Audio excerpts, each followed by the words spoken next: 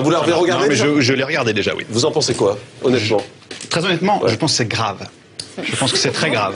Qu'est-ce qui est grave? Pas vous, mesdames, je sais que vous êtes formidables, mais je pense que d'en arriver là, à un moment, j'aimerais bien que de temps en temps, sur les grandes chaînes, à des heures comme ça, on voit des gens, je sais pas, brillants, qui nous inspirent quelque chose, qui ont un truc de plus que nous, qui nous filent envie de comprendre des trucs sur le monde, sur ce qu'on est. De mettre en scène comme ça le discours abscon et la médiocrité, ça me saoule. Voilà. Ah bon? Alors ça, vous avez envie de dire quelque chose? C'est un peu provocateur de ma part, c'est-à-dire qu'en fait, en France, je n'aime pas ce qu'on fait de la comédie. Je n'aime pas ce qu'on...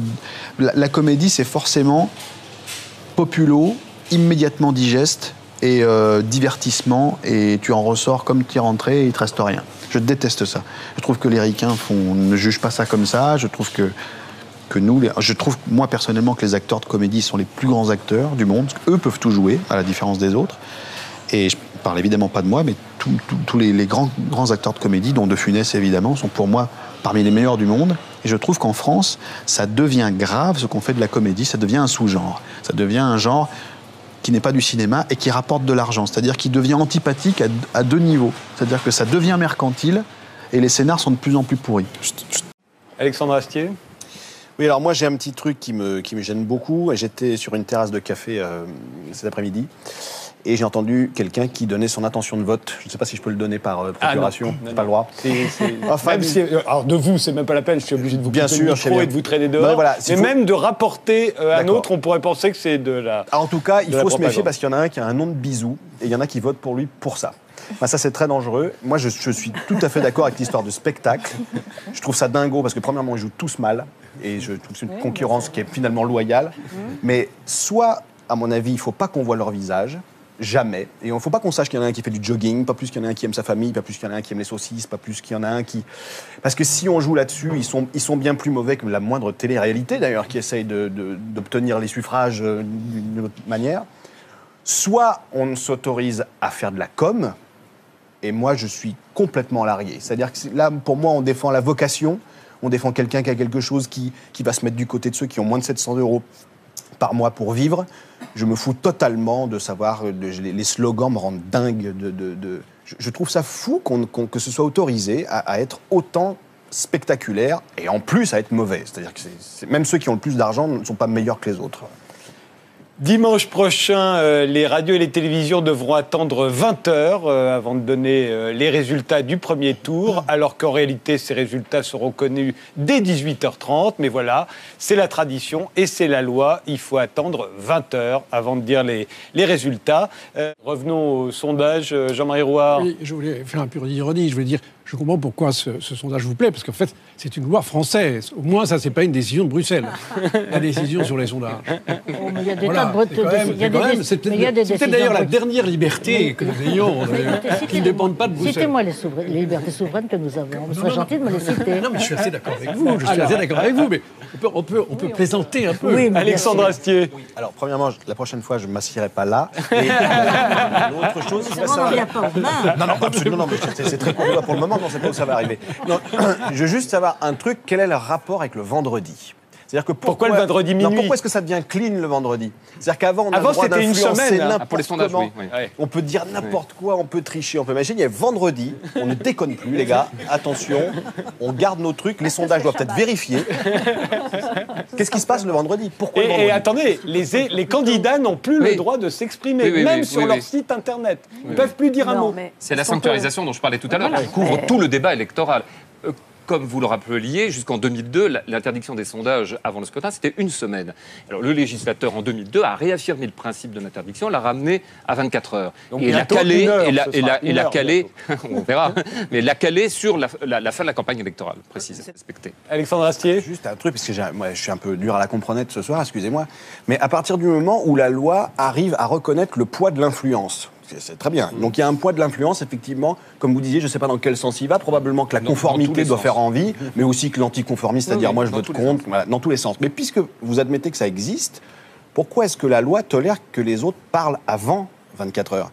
Pourquoi est-ce que c'est pas ramené à 1 an entier, ça ? C'est-à-dire pas de sondage, on voit pas les gens, chacun a le droit d'écrire un petit truc sur ce qu'il va faire, bien propre, et qu'on diffuse à tout le monde. Et à partir de là, c'est silence, parce que la mauvaise influence, Moi, je parlais de On mauvais serait même goût. pas là pour parler, d'ailleurs, Je veux dans un dire- monde comme ça. Non, mais la Ça fait silence pour nous aussi. malhonnêteté de l'utilisation de ces influences, qu'elles soient blanches ou noires, tout le long avant 24 heures, si jamais la loi est au courant, c'est dingue que ça existe.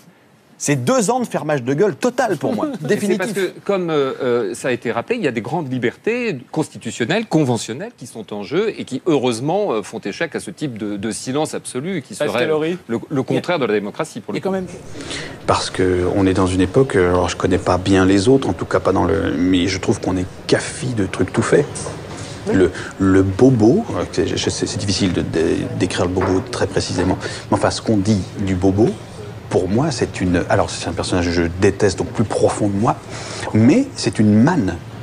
C'est une manne. Il y a des conneries sans arrêt, mais des trucs je pourrais les noter comme ça, les refaire.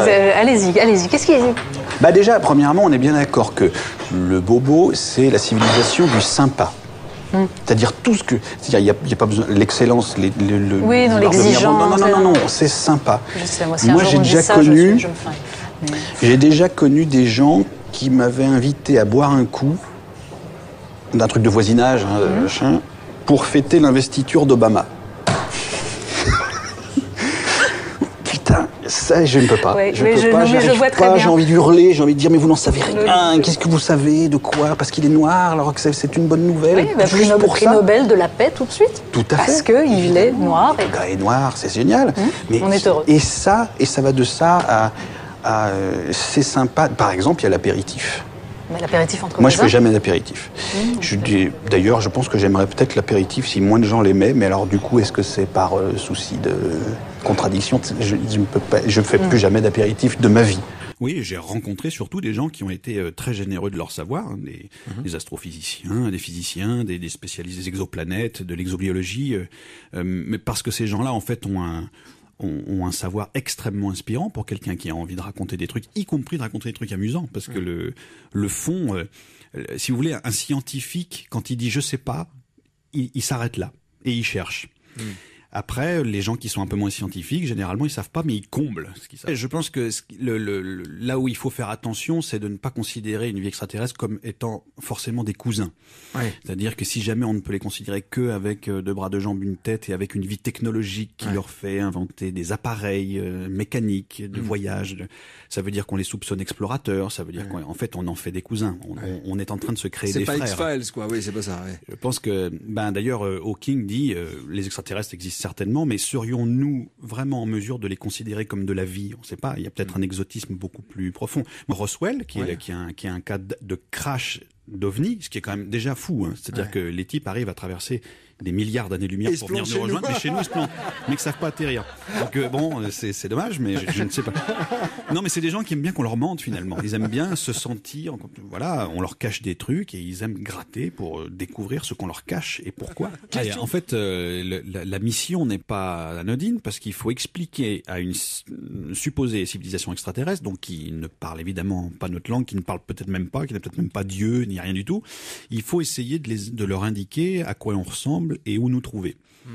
Donc c'est une sacrée entreprise. Donc c'est Carl Sagan, très grand scientifique, qui s'en est occupé. Mais enfin, moi je crois que la tâche était pourrie d'avance. Ouais. Enfin, mon avis. La fausse bonne idée, quoi. C'est-à-dire que à partir du moment où si vous recevez ça vous-même dans votre boîte aux lettres aujourd'hui, vous ne la comprenez pas alors que vous êtes terrien et que c'est un terrien qui l'a faite sur une autre planète, ça me semble quand même un peu foufou. Mais oui. Oui. Non, oui, ce sera le foot, oui, bien sûr. Mais de toute façon, ça a été le boson de Higgs. Ça a duré combien de temps aux infos? 3 jours. Philae, 5, max. François Hollande qui emmène des croissants à Julie Gaillet en scooter, ça fait quoi? 1 mois? J'y peux rien. Je n'y peux rien, Michel. Je n'y peux absolument... Qu'est-ce que tu veux que je te dise? Je ne sais On pas. est d'accord que nous, ici, on est en Europe. Et l'Europe, c'est la seule musique concrète qui existe. C'est la meilleure. On est d'accord. Quand on va ailleurs, on a chez les Chinois, là-bas, c'est des gammes pentatoniques. C'est 5 notes. Bon, voilà, c'est marrant 2 secondes, mais c'est qu'au bout d'un moment, surtout... Alors, j'ai pas les paroles. Par contre, peut-être que les paroles, en Chine, sont géniales. Peut-être que ça raconte des trucs de fou.